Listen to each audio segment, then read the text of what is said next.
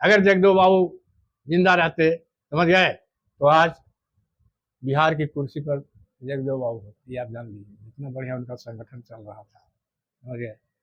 लेकिन करे तो क्या करे, जा रहे थे, लोग मना किया इनको कि आप मत जाइए, क्योंकि उन लोगों का जो मीटिंग हुआ उसमें डिसीजन हो गया था कि इसको मार देना है। और वो आदमी इनको खबर किया, लेकिन बड़ी जिद्दी थे ना, इनकी जूलियस सीजर को भी यही हुआ था, बात नहीं माने, सूचना मिल गई थी, जान इनको मंगनी में चला गया।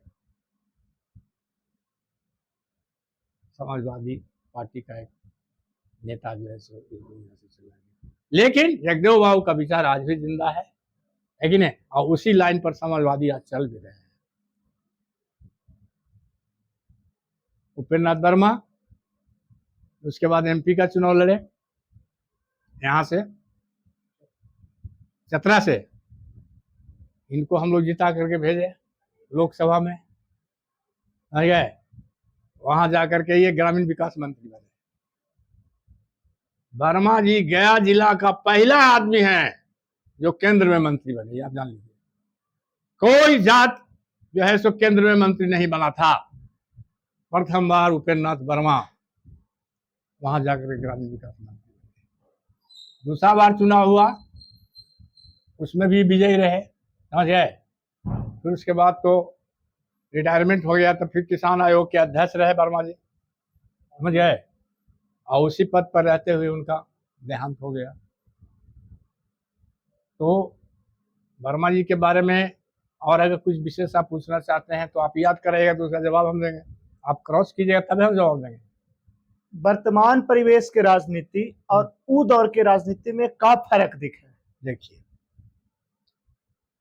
उस समय के दौर में आपको समाजवाद का नेतृत्व कर रहे थे डॉक्टर लोहिया, समझ गए, राजनारायण थे, कपिल देव सिंह थे, मधुली मय थे, जॉर्ज फर्नांडिस थे, ये सब समाजवादियों के हाथ में राजनीति थी, जो गरीब गुरुआ की लड़ाई लड़ रहा था। अब सब तो पार हो गए, लालू जी भी थे, नीतीश जी भी थे, ये जो जयप्रकाश नारायण का जो आंदोलन हुआ, समझ गए, ये सब उन्हीं के उपज हैं। लेकिन 3 कनौजिया 13 चूल्हा, अब सब जो है सो बिखर गया है ना। बताइए, जो नीतीश कुमार कहते थे कि मिट्टी में मिल जाएंगे लेकिन बीजेपी के साथ नहीं जाएंगे, बताइए बीजेपी के झंडा ढो रहे हैं। जो लोहियावादी हैं, यहाँ 2 तरह की विचारधारा है, एक है पूंजीवाद और दूसरा है समाजवाद। यहाँ आइडियोलॉजी की झगड़ा है, ये आप जान लीजिए कि पूंजीवादी व्यवस्था हमारे यहाँ है, और पूंजीवादी व्यवस्था, हम इकोनॉमिक्स के विद्यार्थी हैं, पूंजीवादी व्यवस्था के अंतर्गत अमीर आदमी अमीर होगा और गरीब आदमी गरीब होगा, इसको आप नोट कर लीजिए। ये जो बीजेपी सरकार है वो गरीबी दूर नहीं कर सकती है। तो इससे पहले के जो सरकार रहले वो तो समाजवादी नहीं, समाजवादी विचार का वही थोड़े दिन रहा जिसमें 5 एकड़ तक के मालगुजारी माफ कर दिया गया था। अब कर्पूरी ठाकुर के जमाने की बात, कर्पूरी ठाकुर में ज्यादा डिटेल में हम नहीं गए, समझ गए। 5 एकड़ तक की मालगुजारी माफ करने वाला यही समाजवादियों का देन है, समझ गए। आरक्षण जो लागू हुआ वो समाजवादियों के चलते चला, बीपी सिंह उस समय प्रधानमंत्री थे। प्रणाम, समझ गए कि नहीं, बैठो, बोल गए। वहां केंद्र में वो थे, भूल तो जाते हैं, बीपी सिंह, वही जो है कि आपको आरक्षण लागू किए थे। आरक्षण लागू कहां हो रहा था, ये तो जब से संविधान सरकार बनी, समाजवादी एकजुट हुए, समाजवादियों का आवाज हुई, तब जाकर आरक्षण लागू हुआ है। आवाज जो है देख रहे हैं, जीतन मांझी कह रहा है कि जैसे कि नहीं, आरक्षण क्या कहते हैं, हरिजन में भी क्रीमी लेयर होना चाहिए। साला क्या बारे पति भूया में देखना, तू क्रीमी लेयर से हटे भी कि आरक्षण खत्म होना चाहिए, इसको तो अपनी कुर्सी चाहिए।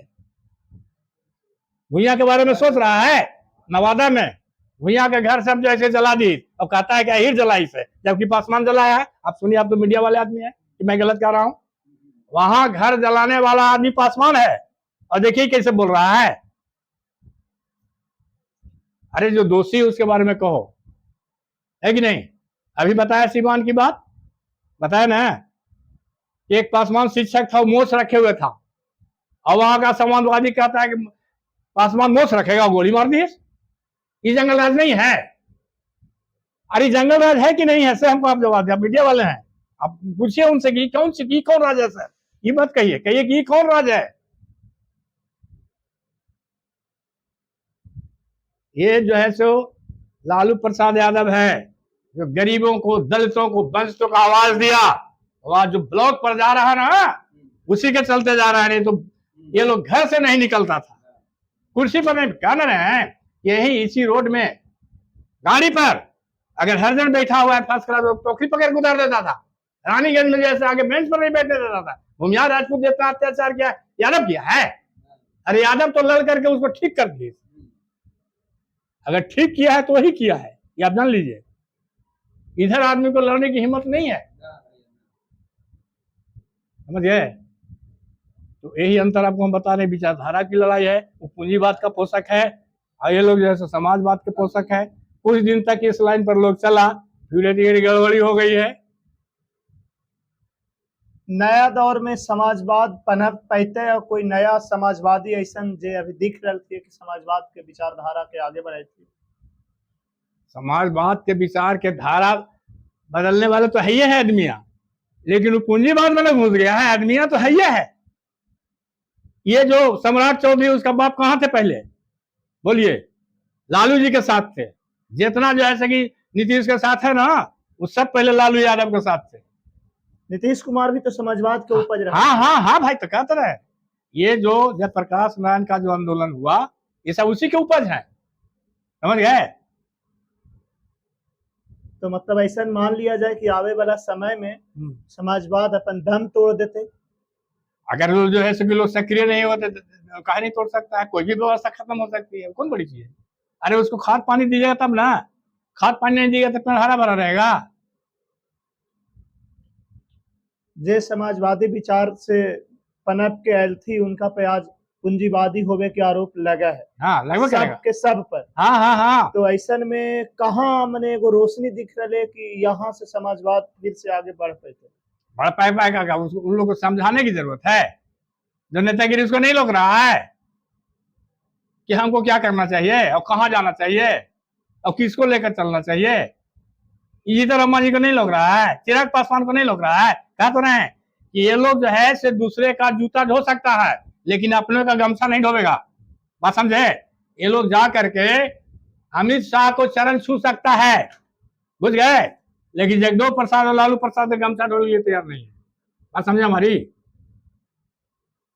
उसका सब कुछ करने के लिए तैयार है, समझ गए? इसी जीतन जी को मंदिर में गया था, ऐसा निकलने के बाद मंदिर को धोवाया गया ना है। अरे मंदिर में गया था तो अछूत समझ के धोवाया गया ना है। ये तो इनकर खुद के मीडिया में पुराना बयान है कि नहीं है कि हम गलत हम लोग नहीं ना बोलेंगे। और वो आदमी जैसे कि उसी को धुल चाहता था, काफी ज्यादा, जिसको लाज खैरियत कुछ है ही नहीं है। जैसे जो आदमी को कुछ ही नहीं बुझाया कि हम क्या बोलते हैं, क्या बोलना चाहिए, तो क्या अब पहलका वाला पब्लिक नहीं रहा ना, अब पब्लिक में भी भागीदारी हो रही है। ये बोलिए कि हाँ हम गलत बोल रहे हैं। अपने बिहार के राजनीति पे बात करती और जो बदलाव होले है ओकरा प्रमुखता से रखल थी कि पुराना राजनीतिक कौन तरह से हो वाले और अब के राजनीति कैसन है। ऊपर से अधिकारी पर नेता के जो भय हो वाले ओकरो अपने रेखांकित करती एगो कहानी के माध्यम से, जो सच के घटना है। अपने के बहुत बहुत धन्यवाद।